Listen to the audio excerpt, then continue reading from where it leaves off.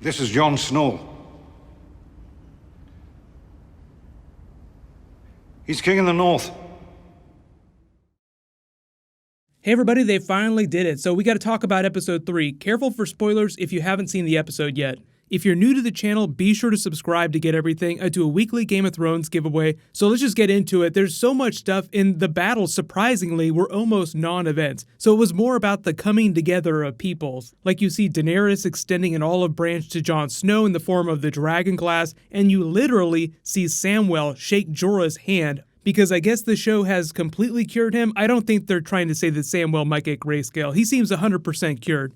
People trusting one another, but the title of the episode, The Queen's Justice, was all about final justice. So Cersei gets her justice, gets her gold from the Tyrells. Daenerys is pursuing what she feels like is justice for the things that have been done to her, her birthright. Do you know the things that I've endured? Which was kind of funny because they kept not telling you the things that have happened to Jon Snow. Like they only tease you with the idea that he's come back from the dead. But let's do top 10 WTF and book references. So there were a lot of things that they referenced from previous episodes, like when Tyrion and Jon came together. Let's start with that. Number 10, Jon Snow and Davos landing on the beaches of Dragonstone. So the waves are crashing. They want to make it feel as inhospitable as possible, which is why I loved the look on all the Dothraki's faces when they were up in Jon Snow's grill. Like, yeah, just try something, dude. See what happens. Let me know if you laughed with all those references that Tyrion and Jon Forth spat back at each other.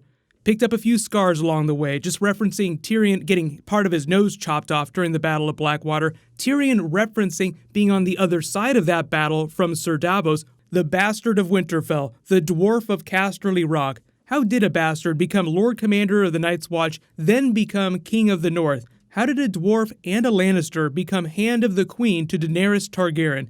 One of the dragons swoops by them and Jon sees it for the first time. He had the same look on his face as when he saw the Night King for the first time. Eyes wide, jaw on the floor, screaming silently, "Oh my god." And all the while, you just have all these quippy one-liners from Tyrion. You never really get used to it. But what I really liked about this scene, though, is the way they filmed it through that winding path, so you get the idea for why they spent so much time on this staircase. One, it's outdoors, so it's really well lit, so everything looks that much more beautiful, even though the interior of the throne room is really beautiful too. But you also get this really awesome motion as they're pushing the camera up the staircase. Stark men do not fare well when they travel south, which is a reference to the fact that every Stark male that has traveled south has been killed since Robert's Rebellion. They also name-dropped the Mad King burning his grandfather and his uncle alive twice. Just as with previous episodes, they continue to reference the events of Robert's Rebellion. They double down on a lot of that in the episode because you go through it again when Jon Snow is meeting with Daenerys. But before we get to that, there was that moment with Melisandre and Varys, which is basically her just reminding him that they're all gonna die in this war for the Dawn, even though Varys is mostly thinking about the war in the south. Most of them, like as we saw in the episode, have no idea what's going on with the Army of the Dead, which is a little frustrating. But the look on Varys' face when Melisandre told him that is so funny. There have been a couple weird things about Varys this season in that he used to seem like he had one up on everyone else. He was always the one that had the plan behind the plan behind the plan, but now all of a sudden, people are telling him things that he looks like he's learning for the first time. Oh my god, you mean we're all gonna die? You mean there's a Night King and White Walkers? So I'll understand if you're a little dissatisfied with Varys' character this season so far. But number 9, Jon Snow finally meets Daenerys. They have this hilarious introduction from Missandei. And then Davos is just like, yeah, this is Jon Snow. He's king in the north. He's a bastard. That's about it.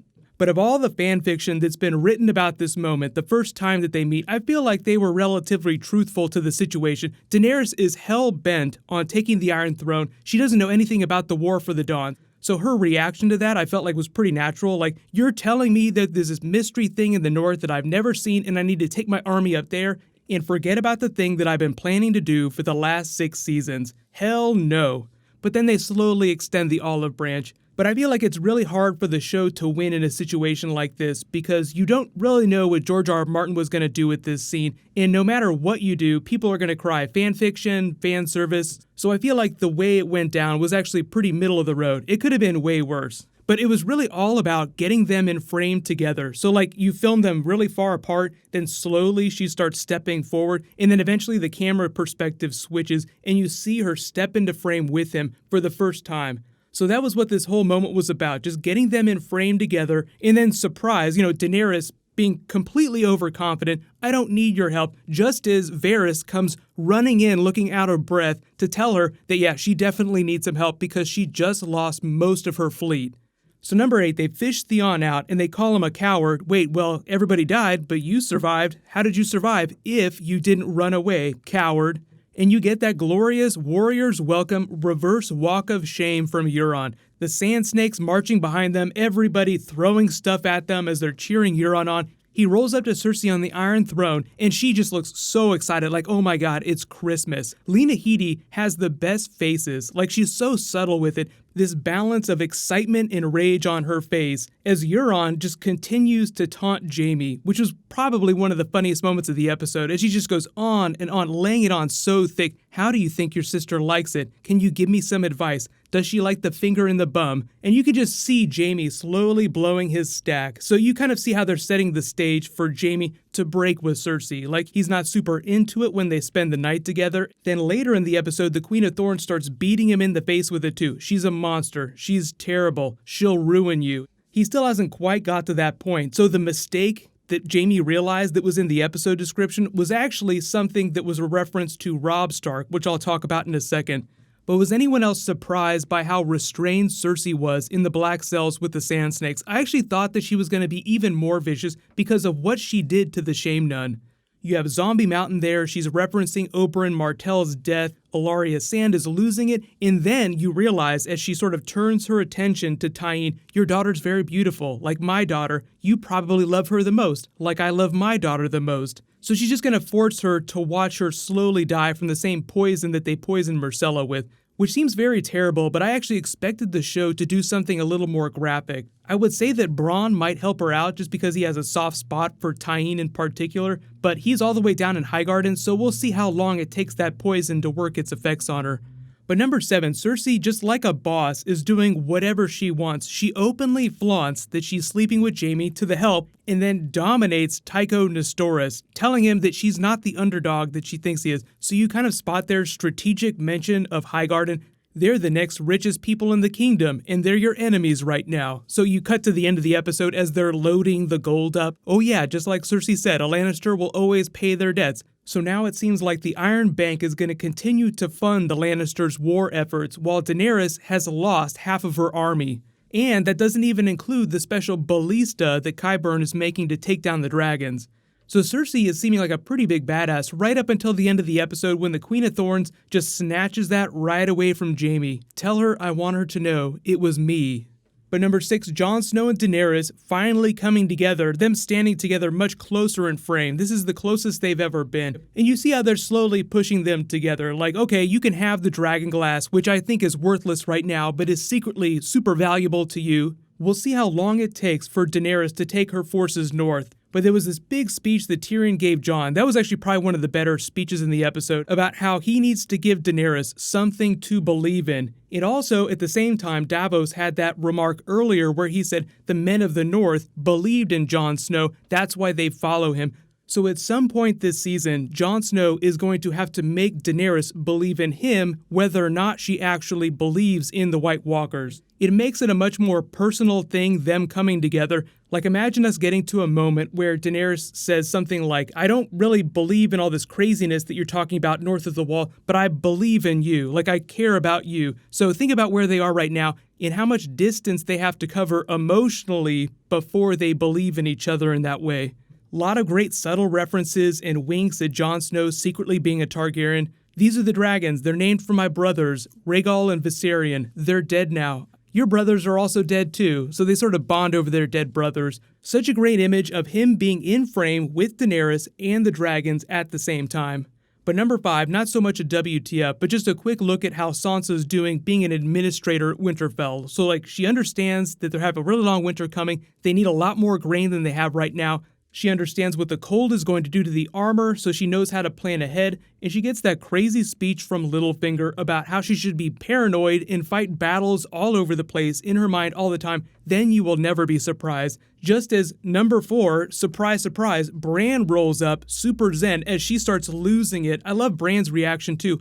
"Hello, Sansa," just super calm, like it's no big deal. He's creepily serene as they sit in the Godswood, and he tries to explain to her what the War for the Dawn is, how he's the three-eyed raven. He understands everything by accurately describing her wedding night, just making her freak out a little bit. And it kind of seems like everybody who got told something that shattered their reality, Daenerys learning about the White Walkers, Sansa learning about the Three-Eyed Raven, they both had this Maester Ebros reaction where they didn't outright say that the people telling them that were lying, like, "You're lying, this is all bullcrap," but at the same time tried to discount it, like, "This sounds ridiculous." But if you're being so insistent about it and you won't shut up, then maybe you're speaking some truth. So it all comes back to proof, like Jon Snow when he's talking to Tyrion. How do I prove to people that we need to focus on the threat of the White Walkers? Just keep that in the back of your mind. They're eventually going to have to literally prove it to people. But number 3, this episode brought to you by overconfidence. Daenerys wants to go after Euron with her 3 dragons, and that's it. What more do I need? We're invincible. Nobody could ever defeat us.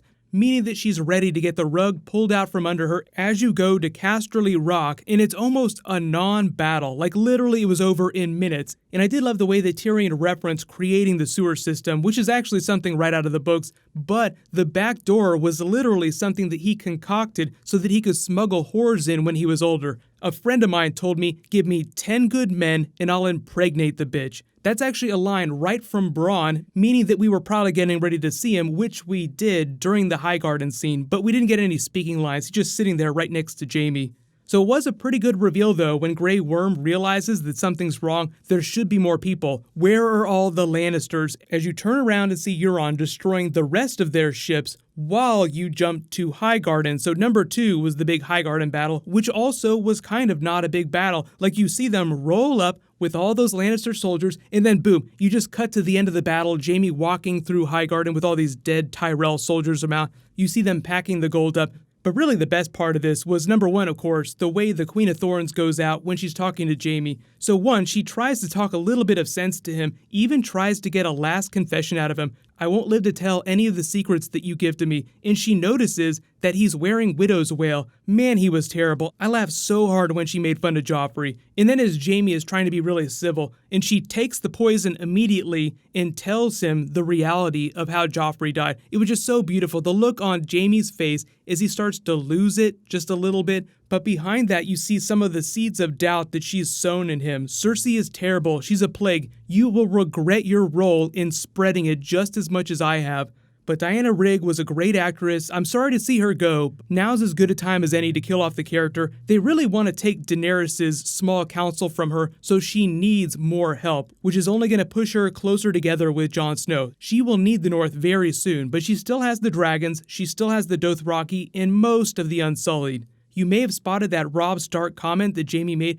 Remember how he was captured by the Starks during the War of the Five Kings because of a mistake that he made. So when the episode description was talking about Jaime realizing his past mistakes and correcting them, this was the thing, giving up the lesser target, Casterly Rock, in favor of the more valuable one, Highgarden. So I think a lot of us saw that and we thought that it might reference something about a mistake with Cersei, but it seems like that hasn't quite happened yet. But we're slowly getting there. Cersei's gonna have to be a little more terrible before Jaime completely leaves her. But let me know in the comments, what was your favorite part of the episode, Jon Snow meeting with Daenerys, all the references to Robert's Rebellion, your ancestor Torrhen Stark bent the knee to mine, Aegon the Conqueror. Even if they brush over it really quickly, it is a lot of fun to hear them reference stuff like that. But what'll happen next is I'll post my Rick and Morty episode 2 video, then I'll post my Game of Thrones episode 4 trailer, and just like normal, Q&A video on Tuesday. So leave all your questions in the comments, and congratulations to the latest giveaway winner, Lord Birdwood. Please private message me so I can get your contact details. While you wait for everything, you can click here to learn all about Jon Snow and dragon bonding, and you can click here for all my other Game of Thrones videos. Thank you so much for watching. Everybody stay awesome. I'll see you guys tonight.